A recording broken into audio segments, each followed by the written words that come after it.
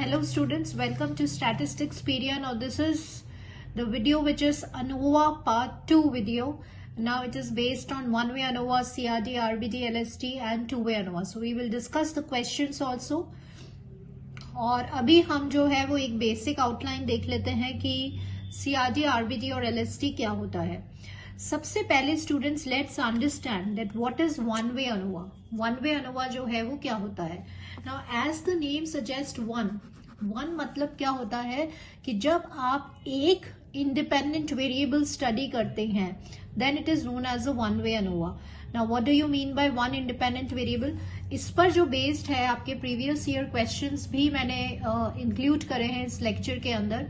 सो इस पर जो बेस्ड क्वेश्चंस मिलेंगे वन वे और टू वे पे, वो थ्योरेटिकल क्वेश्चंस भी हमें समझना जरूरी है कि आपको कोई भी डेटा दे दिया जाता है थ्योरी की टर्म्स में और आपसे पूछ लिया जाता है कि ये डेटा वन वे क्लासिफिकेशन है या टू वे क्लासिफिकेशन है, तो आपको कैसे समझ में आएगा. As the name suggest one मतलब कि जब आप एक इंडिपेंडेंट वेरिएबल को स्टडी करते हैं. So let's understand this with the help of the formula. So यहाँ पे आप समझिएगा कि suppose if you have a plot of land को का जो प्रोडक्शन है वो बहुत सारी फैक्टर्स से अफेक्ट होता है, चाहे वो फर्टिलाइजर्स है, वाटर शेड्यूल है या आपके सीड्स की वेराइटीज है. तो बहुत सारे फैक्टर्स जो होते हैं वो अफेक्ट करते हैं.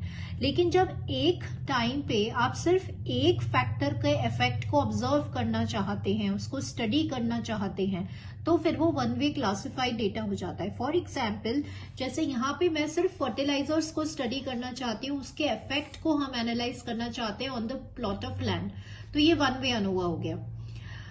अब जैसे स्टूडेंट्स हैं, स्टूडेंट्स पे हम टीचिंग मेथड्स जो हैं, अब इन्हें क्या बोला जाता है, ट्रीटमेंट कहा जाता है. तो आप पार्ट 1 वीडियो जरूर देखिएगा, उसके बाद ही आप पार्ट 2 पे आइएगा, so that you will understand what is treatment and what is experimental unit. So students यहाँ पर आप देखिए, जब आप एक टीचिंग मेथड सिर्फ एक ही फैक्टर को अच्छे से एनालाइज करना चाहते हैं, उनके इफेक्ट को ऑब्जर्व करना चाहते हैं, तो वो वन वे होता है. जैसे एनिमल्स है उस पर आप सिर्फ डाइट को स्टडी करना चाहते हैं, right. So this is one way ANOVA. So ये कॉन्सेप्ट क्लियर होने के बाद अब आगे हम क्वेश्चंस देखेंगे न्यूमेरिकल पार्ट में, तो वहां आपको और क्लियर हो जाएगा कि वन वे क्या होता है. Now why I have written it under the head of CRD. देखिए कंप्लीटली रैंडमाइज्ड डिजाइन जो होती है वो वन वे अनोवा पर बेस्ड होती है. मतलब उसका जो क्लासिफिकेशन होता है, जो स्टैटिस्टिकल एनालिसिस होता है, वो कैसा होता है, वन वे अनोवा के जैसे होता है. ठीक है, तो अगर आपसे पूछा जाए कि CRD वन वे क्लासिफिकेशन है या टू वे क्लासिफिकेशन है, तो CRD जो होता है वो वन वे क्लासिफिकेशन होता है. Now what do you mean by completely randomized design. Let's understand this. तो आपको ये जो सारे पॉइंट्स हैं वो बहुत अच्छे से समझ में आ जाएंगे. नाउ स्टूडेंट्स, अभी मैं आपको CRD का थ्योरी पार्ट एक्सप्लेन कर रही हूँ और इसको समझने पे आपको इसके प्रैक्टिकल क्वेश्चंस, न्यूमेरिकल क्वेश्चंस भी आ जाएंगे. तो सबसे पहले ये समझिएगा कि CRD क्या होता है.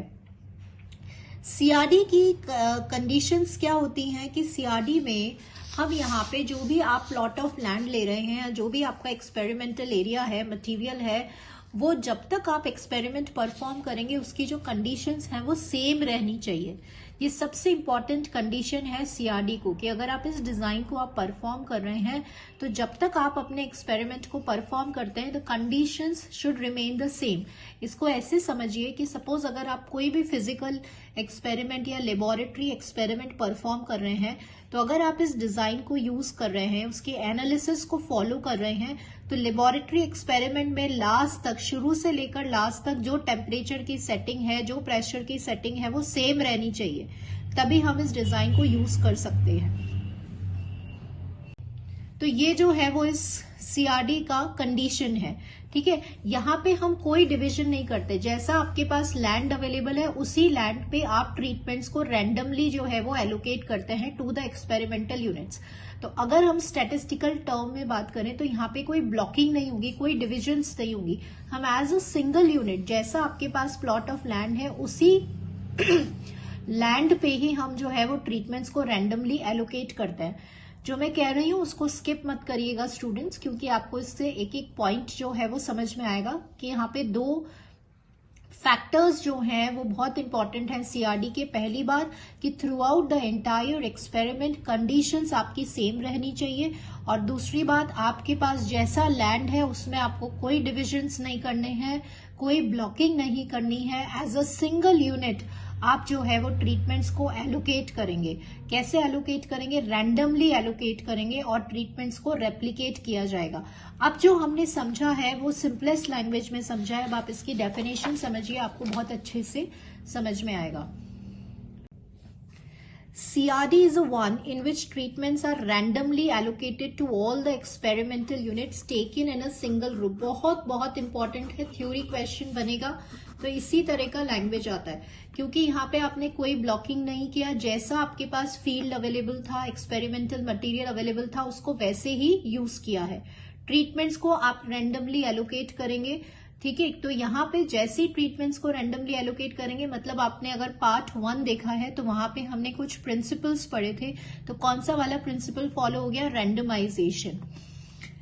विच आर होमोजीनियस एज पॉसिबल, मतलब सीआरडी को हम तभी अप्लाई कर सकते हैं जब आपकी जो एक्सपेरिमेंटल कंडीशंस है वो सेम रहे, जब तक कि आप एक्सपेरिमेंट को परफॉर्म कर रहे हैं। This is a non restrictional design. इस पर भी थ्योरी क्वेश्चन बनता है कि नॉन रिस्ट्रिक्शनल डिजाइन का नाम बताइए, तो वो है कंप्लीटली रैंडमाइज्ड डिजाइन और सीआरडी। क्योंकि यहाँ पे कोई रिस्ट्रिक्शन नहीं है, तो जैसा आपके पास लैंड है उसी पे आप अपने एक्सपेरिमेंट को परफॉर्म करते चले जाते हैं। सिर्फ एक कंडीशन है कि कंडीशंस जो है वो सेम रहनी चाहिए। Based on the principle of replication and randomization, so students ANOVA में 3 principles होते हैं। एक होता है replication, एक randomization, एक local control। तो मैंने आपको यहाँ पे स्टार्टिंग में क्या बताया, थ्योरी में हमने क्या समझा है कि सीआरडी में कोई ब्लॉकिंग नहीं होती, कोई डिविजन्स नहीं होते। अगर ब्लॉकिंग नहीं हो रही है तो मतलब लोकल कंट्रोल वाला प्रिंसिपल यहाँ पे फॉलो नहीं होगा। तो क्वेश्चन आता है कि एक ऐसी डिजाइन बताइए जो सिर्फ 2 प्रिंसिपल्स पे बेस्ड है, रैंडमाइजेशन या रेप्लिकेशन। तो उस डिजाइन का नाम है सीआरडी। या क्वेश्चन ऐसे आ सकता है कि लोकल कंट्रोल कौन सी डिजाइन में अप्लाई नहीं होता है, इंप्लीमेंट नहीं होता है। No control, no local control, it is used in which design. तो किसमें नहीं होता है? सीआरडी में हम कोई ब्लॉकिंग नहीं करते हैं, तो आंसर विल बी सीआरडी। तो दोनों ही तरह से क्वेश्चन पूछा जा सकता है, एक तो नो लोकल कंट्रोल और एक कौन से प्रिंसिपल्स, रैंडमाइजेशन एंड रेप्लिकेशन।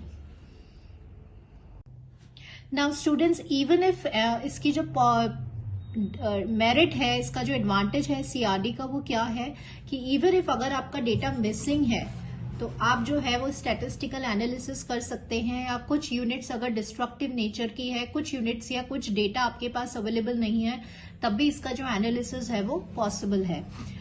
इसको हम कहाँ कहाँ यूज कर सकते हैं? Laboratory, field experiment, animal experiment, green house effects में आप इसको इजिली यूज कर सकते हैं।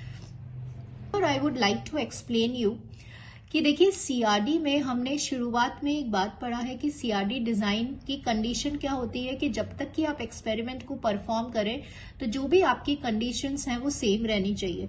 तो देखिए, जब हम फील्ड एक्सपेरिमेंट की बात करते हैं, एग्रीकल्चर फील्ड एक्सपेरिमेंट की बात करते हैं, तो वहां पॉसिबल नहीं होता है कंडीशंस को सेम रखना। क्यों? क्योंकि क्लाइमेट भी चेंज हो रहा है, विंड के डायरेक्शन, टेम्परेचर, ये सारी चीजें हमारे कंट्रोल में नहीं है, ठीक है। तो सीआरडी एक ऐसा डिजाइन है जिसको हम बहुत कम यूज करते हैं फील्ड एक्सपेरिमेंट्स में। ये ज्यादा कहाँ यूज किया जाता है?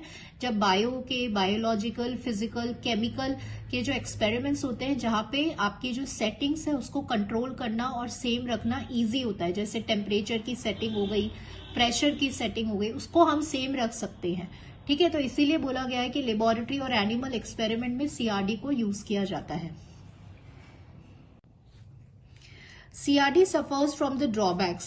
Difficult to find a homogeneous experimental unit, seldom used in field experiment. ये थ्योरी पार्ट आप बिल्कुल भी छोड़ के मत जाइएगा, क्योंकि आपको थ्योरी प्लस न्यूमेरिकल क्वेश्चन मिलेंगे अनोवा में से। तो ये सारे पॉइंट्स ही जो है वो थ्योरी क्वेश्चंस फ्रेम करते हैं। तो यहाँ पे सीआरडी पे जो लिमिटेशंस हैं वो क्या है स्टूडेंट्स, कि यहाँ पे होमोजीनियस मतलब कंडीशंस को सेम रखना बहुत मुश्किल है। जैसे मैंने अभी आपको फील्ड का एग्जांपल दिया, इसीलिए हम इसको बहुत कम यूज करते हैं फील्ड के अंदर। ज्यादातर ये लैब एक्सपेरिमेंट्स में ही यूज में आता है।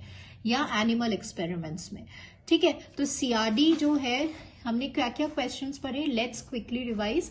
सीआरडी जो है वो वन वे अनोवा पर बेस्ड है। कई बार इसमें आ जाता है one way classification, plus CRD में कौन कौन से प्रिंसिपल्स आप यूज कर सकते हैं, रेंडमाइजेशन और रेप्लिकेशन। कोई लोकल कंट्रोल यूज में नहीं आता, इवन वैल्यूज मिसिंग है, डिस्ट्रक्टिव है, तब भी आप एनालिसिस कर सकते हैं। यहाँ पे कंडीशन सेम रहनी चाहिए, यहाँ पे कोई ब्लॉकिंग नहीं होगी, जैसा लैंड है उसको सिंगल यूनिट में हम जो है वो यूज करते हैं। ठीक है, तो ये कुछ इंपॉर्टेंट पॉइंट्स है। और कहाँ यूज करते हैं, laboratory, animal, green house effects, वहां पे इनको यूज किया जाता है। बाकी स्टूडेंट्स इसके जो एडिशनल है, error, degrees of freedom, total sum of squares, ये मैं सारे आपको न्यूमेरिकल या प्रैक्टिस क्वेश्चंस में अभी हम न्यूमेरिकल सेक्शन में सॉल्व करेंगे। Now we have two way ANOVA. Now what do you understand by two way? तो यहाँ नेम से, as a name suggest, two way मतलब कि जब आप दो इंडिपेंडेंट वेरिएबल्स को एक साथ स्टडी करते हैं तो उसे हम टू वे अनोवा कहते हैं। फॉर एग्जाम्पल, जैसे अभी आपने यहाँ पे एक एग्जाम्पल देखा था कि आप जब एक फैक्टर पढ़ रहे थे तो वो वन वे हो गया। अभी सपोज मैंने यहाँ पे सीड्स का वेराइटी को भी इंक्लूड कर दिया, तो अब आप एक साथ दो फैक्टर्स पढ़ रहे हैं, दो इंडिपेंडेंट वेरिएबल्स पढ़ रहे हैं, तो वो टू वे अनोवा हो जाता है। ठीक है, अब टू वे अनोवा या टू वे क्लासिफिकेशन पे कौन सी डिजाइन बेस्ड होती है? आरबीडी, इसे कहते हैं रैंडमाइज्ड ब्लॉक डिजाइन। ठीक है, तो कई बार क्वेश्चन में आता है कि आरबीडी जो होता है वो किस पर बेस्ड है, क्या ये वन वे पर बेस्ड है, टू वे क्लासिफिकेशन पे बेस्ड है, किस पे बेस्ड है? तो RBD it is a to way ANOVA. Two way ANOVA भी आ जाता है और वर्ड आता है टू वे क्लासिफिकेशन। ठीक है, तो यहां हम दो फैक्टर्स, दो इंडिपेंडेंट वेरिएबल्स को एक साथ स्टडी करते हैं। Now students, let's understand that what is RBD. CRD ने क्या कहा था कि जैसा आपके पास फील्ड अवेलेबल है आप उसको वैसा ही यूज करेंगे, कोई डिविजन्स नहीं करेंगे। लेकिन आरबीडी क्या कहता है कि अब आप आपके पास जो भी प्लॉट ऑफ लैंड है उसको आप डिवाइड करेंगे। ठीक है, किस तरह से डिवाइड करेंगे कि ये विदिन तो कैसा होना चाहिए, होमोजीनियस होना चाहिए, मतलब एक ब्लॉक के अंदर सारी यूनिट सेम होनी चाहिए, सेम कैरेक्टरिस्टिक को फॉलो करनी चाहिए। और एक दूसरे से कैसे होने चाहिए, ये हेटेरोजीनियस होने चाहिए। तो ये बहुत बहुत इंपॉर्टेंट है, इसको दोबारा समझिएगा कि आरबीडी में क्या होता है कि जो एंटायर एक्सपेरिमेंटल एरिया है उसको हम डिवाइड करते हैं ब्लॉक्स के अंदर। तो ब्लॉक्स के अंदर मतलब यहाँ ब्लॉकिंग कर रहे हैं, ब्लॉकिंग मतलब लोकल कंट्रोल कर रहे हैं। तो अब आपको एक एडिशनल पॉइंट समझ में आ गया होगा कि आरबीडी में कौन से प्रिंसिपल को यूज किया जाता है, लोकल कंट्रोल को। अब क्वेश्चन आता है आप ब्लॉकिंग किस तरह से करेंगे? आप ब्लॉकिंग इस तरह से करेंगे कि हर ब्लॉक के अंदर विदिन तो होगा, विदिन मतलब इस ब्लॉक के अंदर यूनिट्स होंगी होमोजीनियस और एक दूसरे से होंगे हेटेरोजीनियस, मतलब अलग अलग होंगे। This is known as blocking. फिर हम क्या करते हैं, ट्रीटमेंट्स जो हैं उनको रैंडमली एलोकेट करते हैं हर ब्लॉक के अंदर। इंडिपेंडेंटली ट्रीटमेंट्स को रैंडमली किया जाता है और ये ट्रीटमेंट्स रेप्लिकेट होते हैं। तो अब आपको समझ में आ गया कि आरबीडी में कौन कौन से प्रिंसिपल्स होंगे, रेंडमाइजेशन, रेप्लिकेशन और लोकल कंट्रोल। सो यहाँ देखिए स्टूडेंट्स, यहाँ पे हम ब्लॉकिंग कर रहे हैं, ये बहुत इंपॉर्टेंट पॉइंट है कि विदिन कैसा होगा, होमोजीनियस होगा। और ये भी बहुत इंपॉर्टेंट पॉइंट है, वेरी वेरी इंपॉर्टेंट पॉइंट, कि ब्लॉक्स को हम हमेशा किस डायरेक्शन में बनाते हैं, फॉर्म करते हैं, perpendicular to the fertility gradient. Gradient मतलब स्लोप होता है, तो perpendicular to the fertility gradient blocks को फॉर्म किया जाता है। कौन कौन से प्रिंसिपल्स पे बेस्ड है? रेंडमाइजेशन, रेप्लिकेशन और लोकल कंट्रोल पे। अगर हम एफिशिएंसी की बात करें तो आरबीडी ज्यादा एफिशिएंट डिजाइन है एज कंपेयर टू सीआरडी, तो ये भी एक इम्पॉर्टेंट पॉइंट है। नेक्स्ट, इसमें लिमिटेशन क्या होता है कि ये सिर्फ एक ही डायरेक्शन में फर्टिलिटी को कंट्रोल कर पाता है। आरबीडी जो होता है वो एक डायरेक्शन में फर्टिलिटी को कंट्रोल करता है।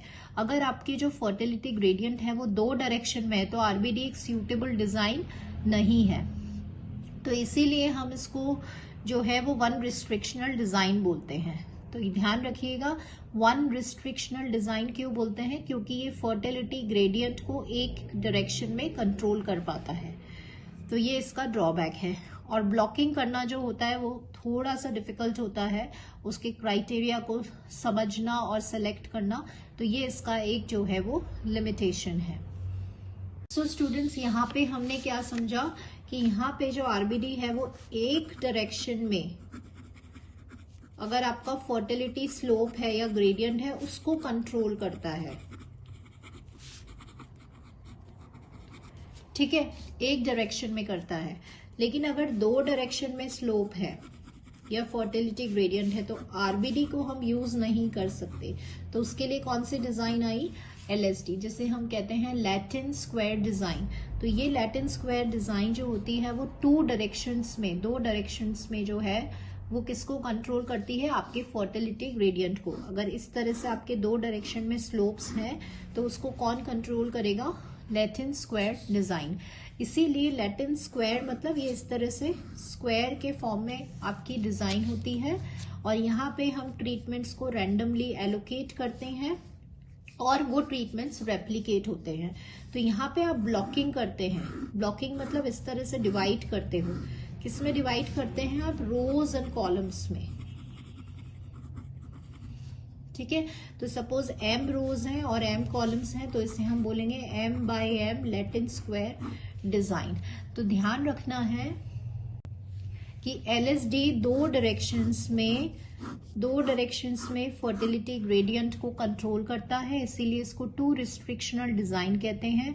रोज एंड कॉलम्स इसमें होते हैं जो स्क्वायर में अरेंज्ड होते हैं। ठीक है, फिर हम ट्रीटमेंट्स को हर रो और हर कॉलम में इंडिपेंडेंटली जो है वो रैंडमाइज एलोकेट करते हैं। तो ये कौन से प्रिंसिपल पे बेस्ड है? ये बेस्ड है randomization, replication and local control. क्यों? क्योंकि आप यहाँ पे रो वाइज भी ब्लॉकिंग कर रहे हैं और कॉलम वाइज भी ब्लॉकिंग कर रहे हैं। ठीक है, और ये स्क्वायर है, m rows and m columns. और ट्रीटमेंट्स भी कितने होते हैं स्टूडेंट्स? m ट्रीटमेंट्स होते हैं। ठीक है, तो ये आपको याद रखना है। अब आप आ जाइए एलएसडी पे। तो एलएसडी में हमारे पास रोज, कॉलम्स एंड ट्रीटमेंट्स इक्वल होते हैं। अभी अभी हमने देखा स्क्वायर अरेंजमेंट होता है m by m। Latin square में p rows and p columns अगर हैं तो वो p by p Latin square हो गया और उसका ऑर्डर p होगा। Now this is a most important point. Now starting with the numerical section, students, in one-way ANOVA with 5 factors, the following data based on the 20 observations, total sum of squares due to factor, an unbiased estimator of the error variance is what?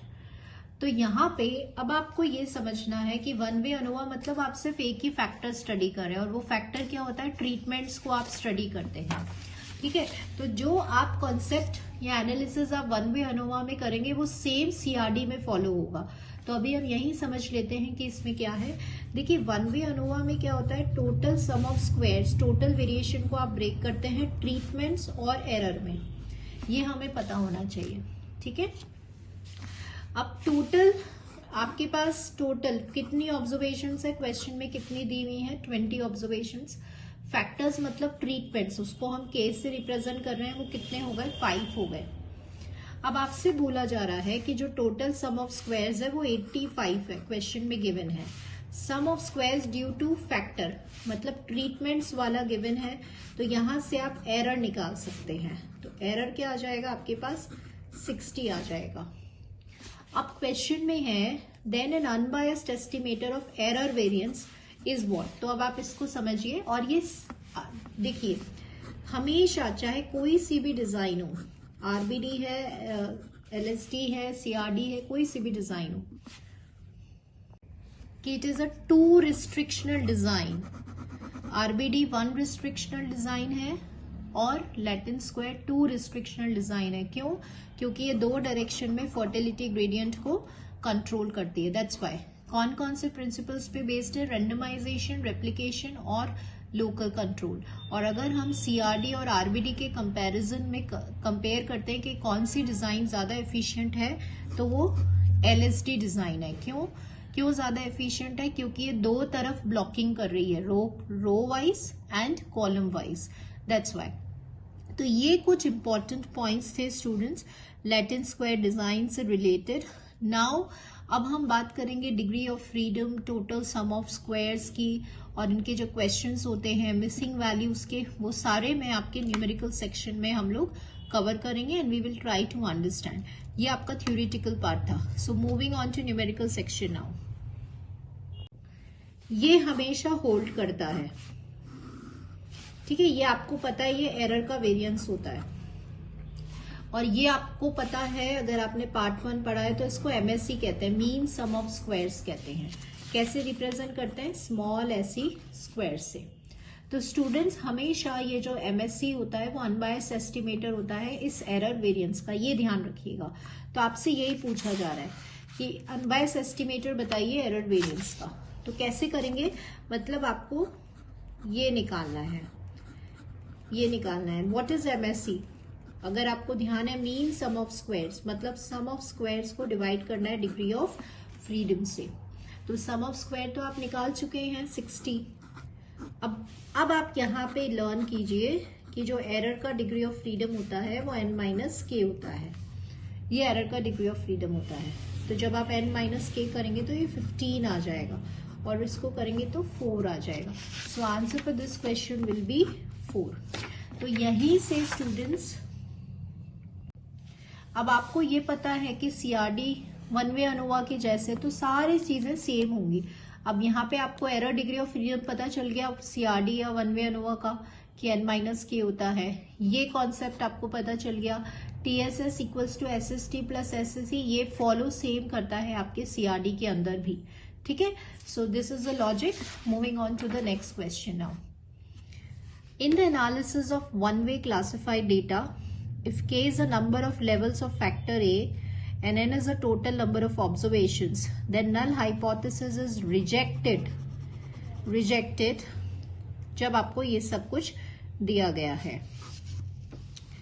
So यहाँ पे हम options में नहीं जाएंगे, हम यहाँ पे simple देखेंगे कि नल हाइपोथेसिस कब रिजेक्ट होता है, ये समझेंगे। नाउ स्टूडेंट्स, आपने इन्फ्रेंस और इन सब के अंदर पढ़ा है कि नल हाइपोथेसिस कब रिजेक्ट होता है। जब आप डिसीजन लेते हैं कि आपने जो हाइपोथेसिस सेट किया है उसे एक्सेप्ट करना है या रिजेक्ट करना है, ये कब होता है। तो आप सिर्फ एक याद करिए कि अगर कैलकुलेटेड वैल्यू टैब्यूलेटेड वैल्यू से ज्यादा है, बड़ी है, ग्रेटर है, तो हम उसको कर देते हैं reject H0, null hypothesis reject हो जाता है, ठीक है। नाउ कैलकुलेटेड वैल्यू अगर ग्रेटर है आपकी टैब्यूलेटेड वैल्यू से, तो कैलकुलेट वैल्यू कैसे करोगे? क्योंकि यहाँ पे आप वन वे अनोवा की बात कर रहे हैं, तो आपके पास सिर्फ एक ही फैक्टर है, दैट इज ट्रीटमेंट। तो जब आप इसका कैलकुलेटेड वैल्यू निकालोगे तो फॉर्मूला होता है SA² by SE² divided by this, ये कैलकुलेटेड वैल्यू है। तो यहाँ पे डिग्री ऑफ फ्रीडम आती है ट्रीटमेंट्स की, वो K-1 होती है, और डिग्री ऑफ फ्रीडम आती है एरर की, वो n-k होती है। नाउ अब इफ यू रिमेम्बर कि MSA मतलब मीन सम ऑफ स्क्वायर्स का फॉर्मूला होता है sum of square divided by the degree of freedom. तो ट्रीटमेंट की डिग्री ऑफ फ्रीडम होती है K-1। तो यहाँ पे बस फॉर्मूला रखना है, sum of squares divided by degree of freedom.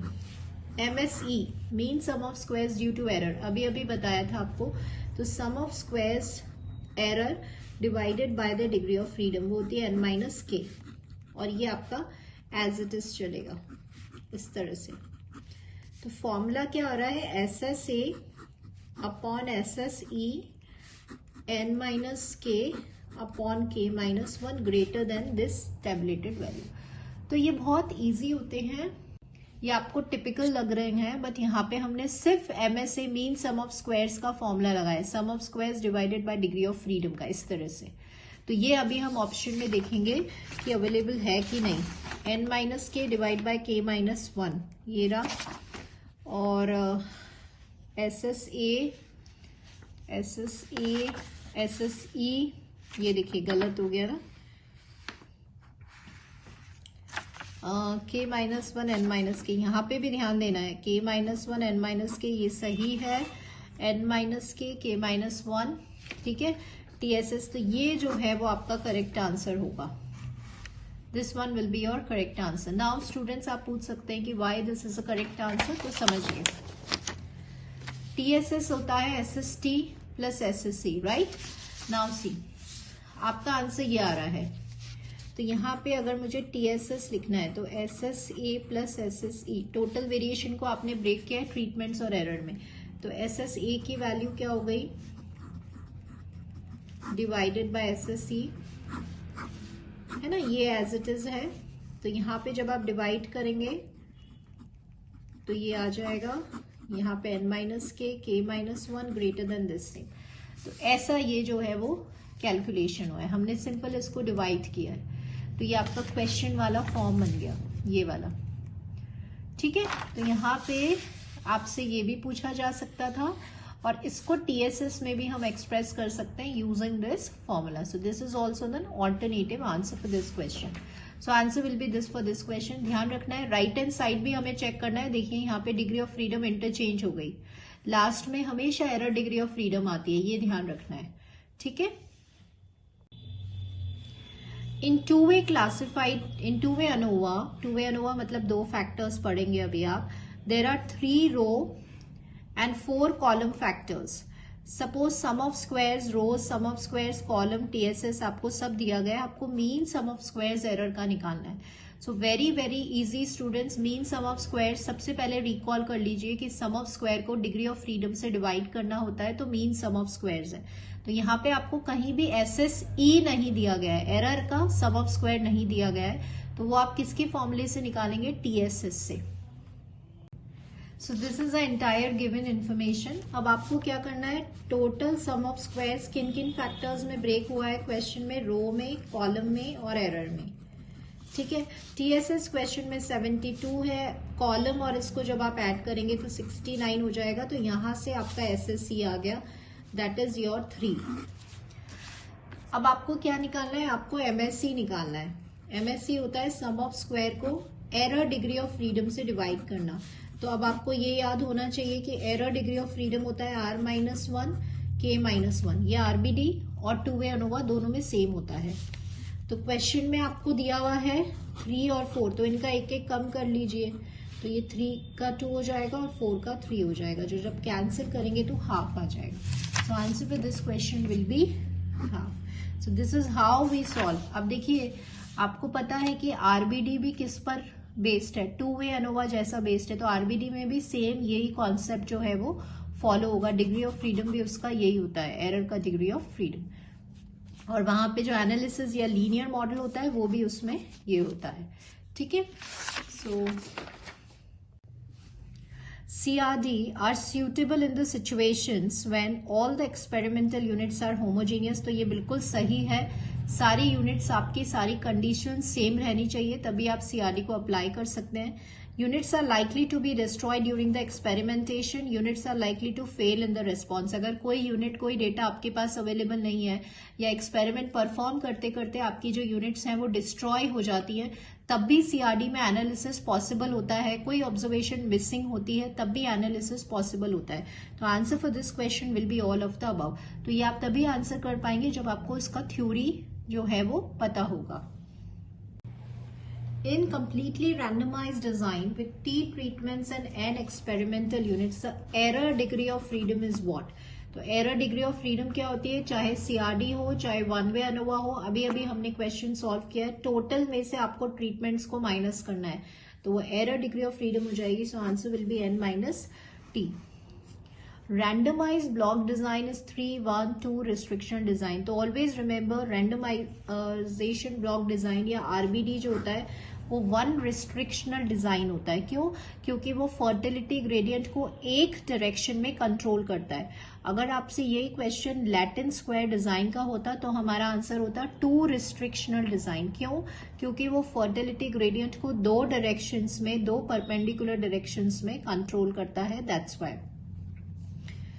In the field layout of RBD, the blocks are formed in the direction of। तो ये हमने अभी अभी थ्योरी में पढ़ा है, ब्लॉक्स हमेशा किसके डायरेक्शन में होते हैं, perpendicular to the fertility gradient. In ANOVA with P row factors and Q column factors, 1 observation per cell, the degree of freedom for sum of squares due to error। तो ध्यान रखिए 2 है, 2 factors study कर रहे हो आप। कई students को ये रो और कॉलम से वो LSD लगा देंगे, LSD नहीं लगाना है। राइट, LSD नहीं है, यहाँ पे RBD बोला गया है क्योंकि एक ऑब्जर्वेशन पर सेल है, P रो फैक्टर्स है, Q कॉलम फैक्टर्स है. This is just to make you confuse. तो ध्यान, अभी अभी हमने टू वे अनोवा में पढ़ा है. आई टोल्ड यू कि टू वे अनोवा और RBD सेम है. तो एरर डिग्री ऑफ फ्रीडम ये होता है R-1 K-1. तो यहाँ पे आपको P दिया हुआ है और Q दिया हुआ है, तो P-1 और Q-1 will be the answer.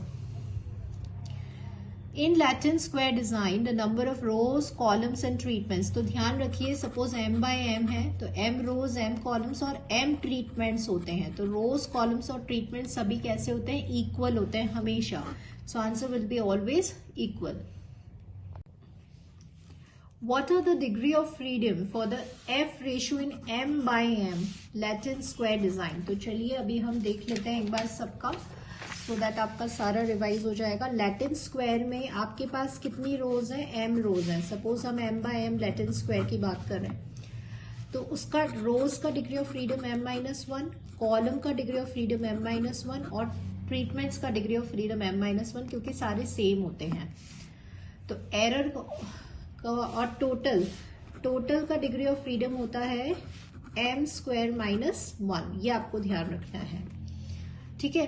तो आपको पता है, सपोज अगर आपको डिग्री ऑफ फ्रीडम निकालना नहीं आ रहा है तो टोटल को आपने ब्रेक किया किसमें? रो, कॉलम और ट्रीटमेंट में. तो ये 3m-1 हो जाएगा, प्लस यहाँ पे आपकी एरर डिग्री ऑफ फ्रीडम हो जाएगी. तो ऐसे भी आप इक्वेशन से भी सॉल्व कर सकते हैं. अदरवाइज आपको याद होना चाहिए कि एरर की डिग्री ऑफ फ्रीडम होती है LST में m-1 और m-2. This is error degree of freedom. Sometimes इसको इक्वेशन में डाल देते हैं. तो स्टूडेंट्स, जब आप इक्वेशन में डालोगे, इसको मल्टीप्लाई करेंगे और हम सॉल्व करेंगे तो ये आ जाएगा m² - 3m+2. तो आपसे यहाँ पे पूछा गया है कि डिग्री ऑफ फ्रीडम बताना है for the F ratio in m by m. तो यहाँ पे ये तो आपका रो, कॉलम या ट्रीटमेंट कुछ भी हो सकता है m-1, और ये आपका एरर डिग्री ऑफ फ्रीडम होगा. टू मेक यू कंफ्यूज यहाँ पे m भी दे दिया जाएगा. तो कई स्टूडेंट्स क्या होते हैं, एरर डिग्री ऑफ फ्रीडम देखकर मार्क कर देते हैं. बट ध्यान रखिएगा स्टूडेंट्स, रो, कॉलम या ट्रीटमेंट की डिग्री ऑफ फ्रीडम होती है m-1, हमेशा एक कम होती है. तो यहाँ पे answer will be this for this question. अब यहाँ पे एरर डिग्री ऑफ फ्रीडम कई बार m-1, m-2 भी दिया जाता है और कई बार इक्वेशन के फॉर्म में भी आ जाता है.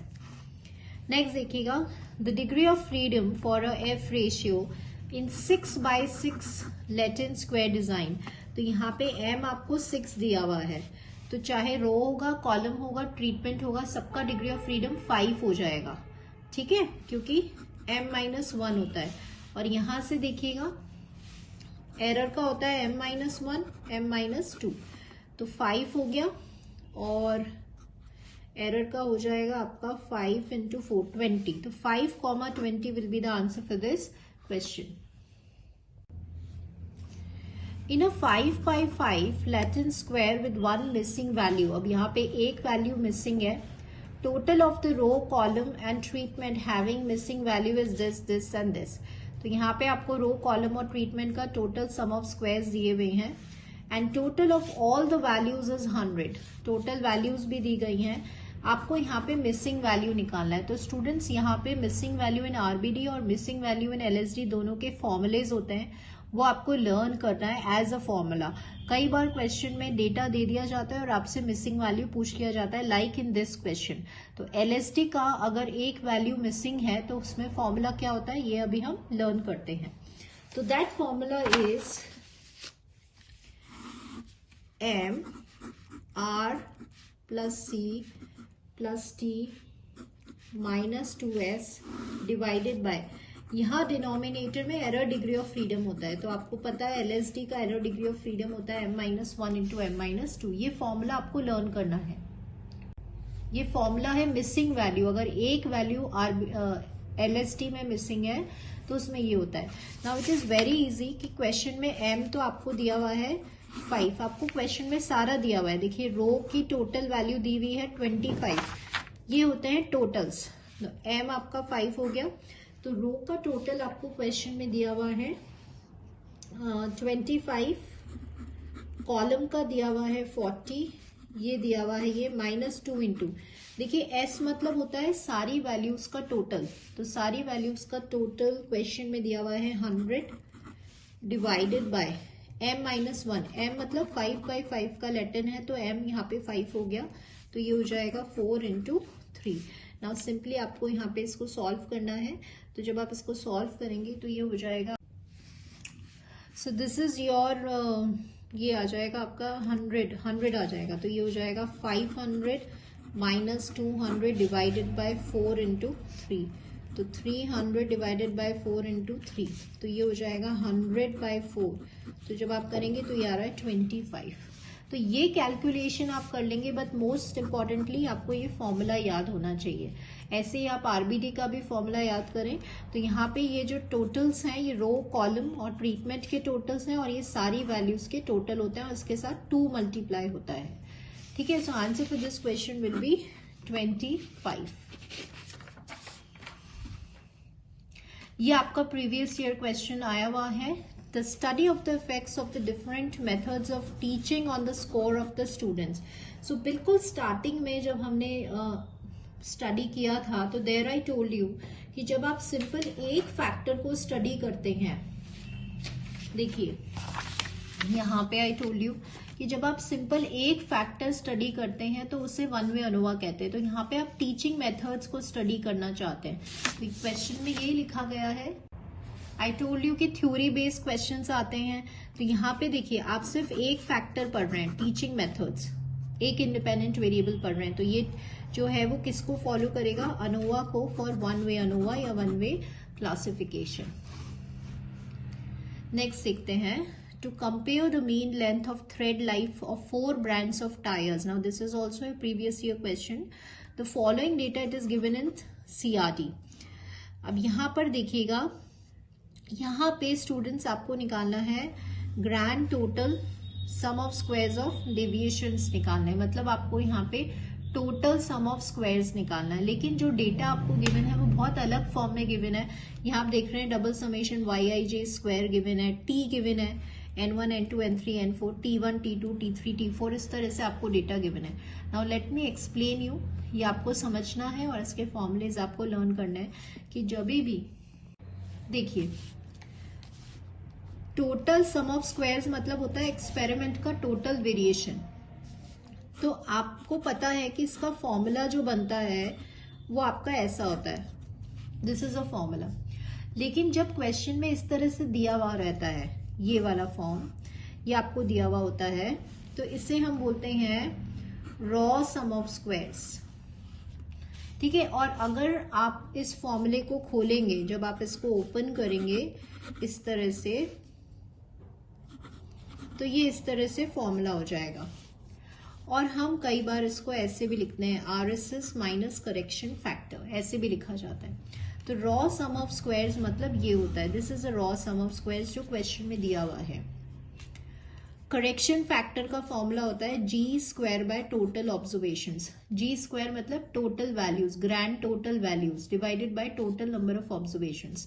तो अब आपको इजीली समझ में आ गया होगा कि जब भी डबल समेशन YIJ स्क्वायर का फॉर्मूला है, मतलब रॉ सम ऑफ स्क्वायर्स, वो आपको दिया हुआ है 406 minus grand total. Grand total मतलब टोटल वैल्यूज, तो ये T यहाँ पे कई बार G होता है, कई बार T होता है, तो वो दिया हुआ है -8।